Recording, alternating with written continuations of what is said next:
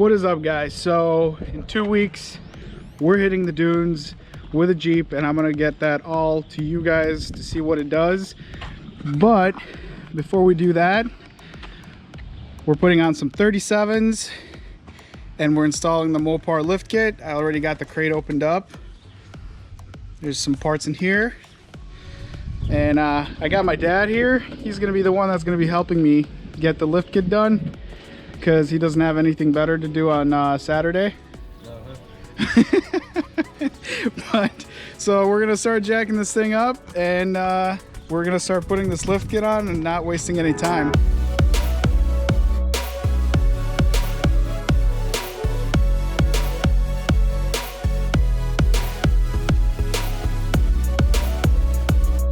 So I'm trying to follow instructions, going step by step, and we got the wheels off and everything, and we're on the step that is asking you to take these covers off the upper control arms so you can loosen the bolts on the upper control arms, and then we gotta loosen the lower control arm bolts. Well, my dad's like, whatever, I'm taking the shocks off. So what happened? So he got the shock bolt almost out and the axle started falling. So we gotta raise the axle up now. All right, so we got the upper control arm little covers loosened up in here. Well, what I did was, instead of taking the bolt on the driver's side, it's kind of stupid to get to right up here from the top. So what I did was I just loosened the bottom and I just bent them, and I'll put them back, bend them back. This is like tin foil, so whatever. Too much pain for something that you can do in a minute. We got everything disconnected, and we're doing one side at a time, I guess, according to my dad. Nah. So we got the spring out.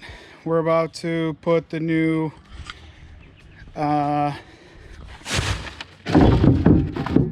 spring seat and the new spring in there. I just have to figure out which spring seat exactly goes in there. Oh, it's actually marked right here, right, left. So we're using this one. Perfect. That was easy. So apparently each individual spring has its own corner and it's got the part number. So if you got the 2-door or if you got the 4-door, which we do, each one has an individual spring. So like, for example, left front is ending in 065AA, 065AA right here. That's the one that we're putting in. So we got the shock and the spring in and the control arm in this side. I want to say the hardest part of this whole thing was probably the bump stop, because it's hard to get to and you got to really like hold on to it to torque it down, and it's kind of crappy access. Everything else than that, fairly simple. The shock went in pretty easy. We just moved the axle up and down as we needed to, and this side is done, except the control arms are not tightened yet, and we haven't buttoned up the upper control arm axis in the back. But other than that, this side's done, and dang, it sits way lower. So if you compare these guys, yeah, you can't even compare these shocks, the size of them. I mean, look at side by side. These are like a little toy next to these foxes. And the control arms, so I was kind of curious, why are they making us replace these control arms on here? Why is it part of the kit? The radius is the same thing on the bend. Everything else looks the same. I think the only difference is it comes with more heavy duty bushings. So if you look at this, you can see the difference in these bushings here. Other than that, I think they're pretty much the same thing, because they're the same length.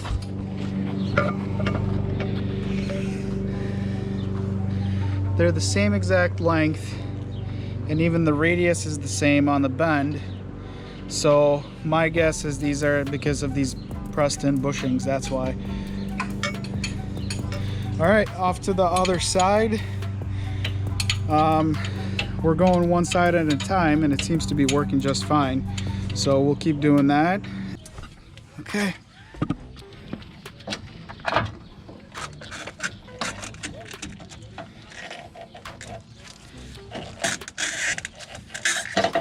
There it is. Getting this bump stop inside the spring.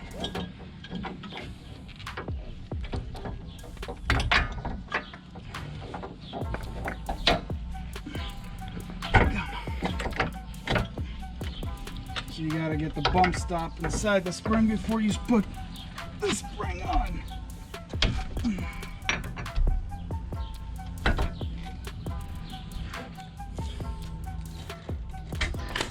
The front end is done and the sun is starting to go down. I'm debating whether or not I'm going to do the rear end today or tomorrow, but regardless, the wheels are only getting mounted on it tomorrow, so, or not tomorrow, Monday, so 2 days from now. I guess here's a difference in the front. There you go. You can see how much different it is with a Mopar 2-inch lift. No Mopar 2-inch lift. I mean, it significantly raised it up.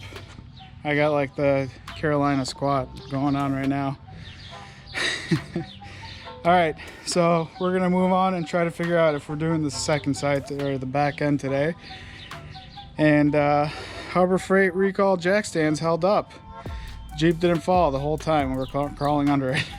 All right, so even though we're losing sunlight, we decided to go ahead and pull off the rear end as fast as possible, just so it's done and we don't have to worry about it anymore. We got it all sitting on jack stands and we're working on the other side, taking the shock out. We got the sway bar link out, disconnected the brake line from the frame rail, not the actual brake line from the brakes, but just right here. And do the same thing on the other side. Loosen up the track bar, loosen up the arms, and drop the axle to get the springs out, pop the new springs in, and start putting it all back together. This side should be a little bit easier than the front. Sun is almost down and we made it. The rear end was so much easier. Shocks are in and here it is. It's definitely taller. I'm beat after doing this lift kit. Holy crap. It's easy, but it's just kind of annoying, to be honest. And I am all contrary to what my hat says. I am definitely very dirty after crawling around on the driveway. Getting Project Deranged back into the driveway, getting the truck back into the driveway. Probably gonna scare a bunch of neighbors, but whatever.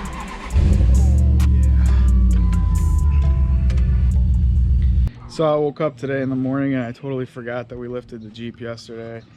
Got all excited today in the morning. It's like the perfect day to go cruising around in the Jeep. So I'm gonna go wash the Jeep and then I'm gonna take it for a cruise and see how it feels with the lift kit without tires yet, but we'll see how it drives with just a lift kit.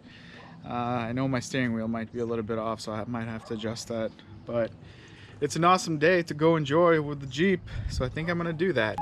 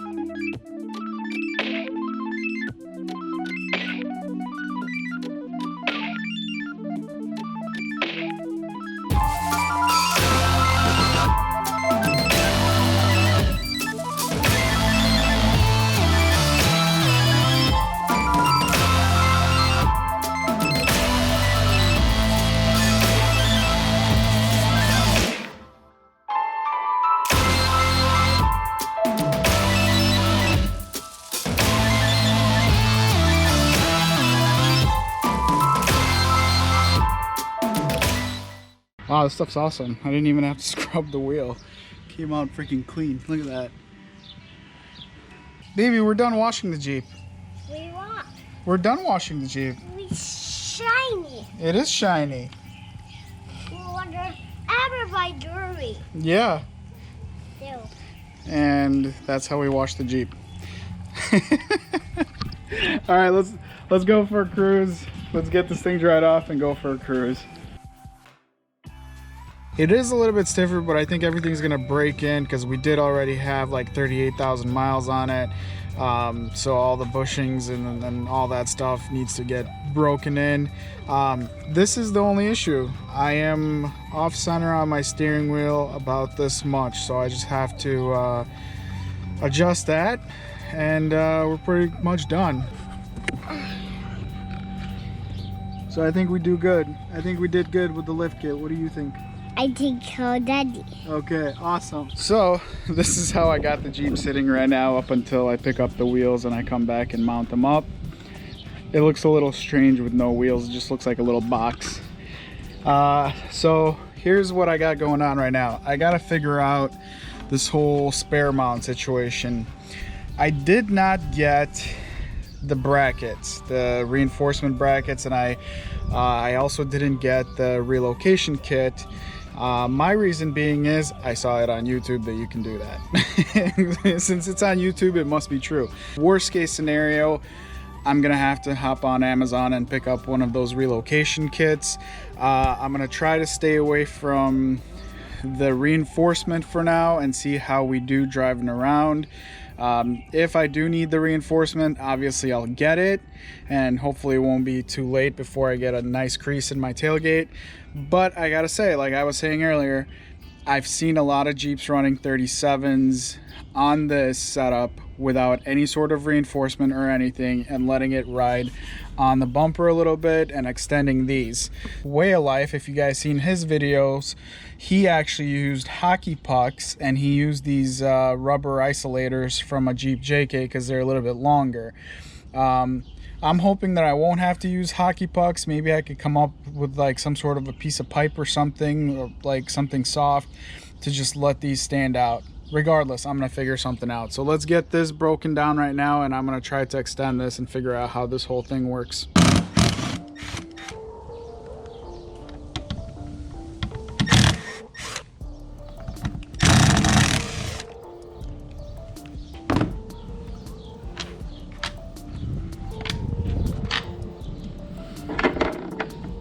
So technically it should just slide up,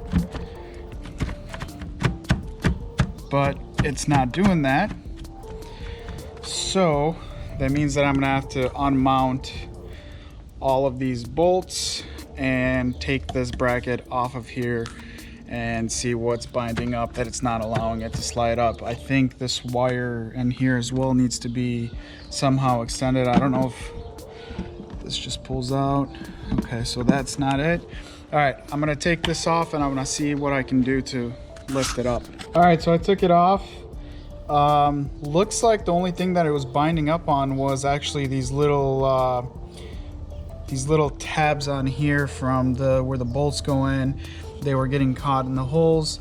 I think if you just release these 4 bolts up top and slightly move it back, you should be able to just remove it or let it slide up, and it shouldn't be an issue. So I took this off, but I'm kind of glad I did because I could clean up this whole mess that's going on here. There's a bunch of caked on stuff that I'm gonna just clean up real quick.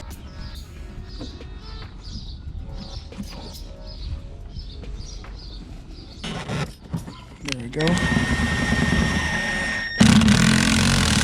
Perfect.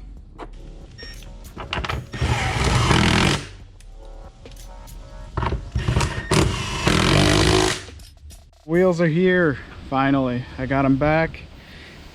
Time to mount them up, and we're gonna do the reveal. So there you go, guys. It is done.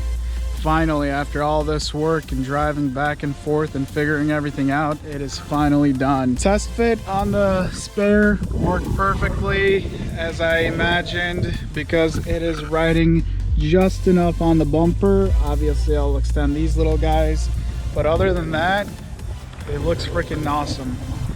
So now all I got left to do before the trip is install some rock lights. We're gonna install the front bumper, and I'm probably gonna finally tackle the upfitter switches and get that done, but I do need to order the JL Taser. If I didn't know they're 37s, I wouldn't believe it, because it's absolutely smooth. I mean, it's perfect. It came out great. I mean, it drives, it feels almost like it's stock. I know the suspension is still a little stiff, all the bushing's got to get worn in and things like that, but it's not something that's obnoxiously noticeable, or it's barely noticeable, I should say.